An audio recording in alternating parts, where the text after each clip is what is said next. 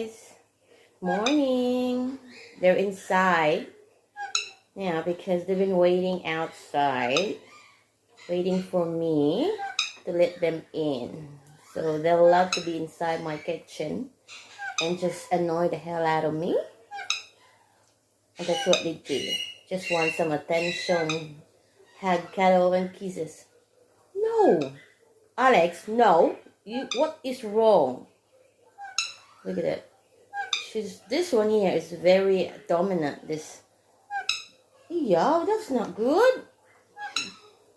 Yeah. She's very overprotective to the little girl there.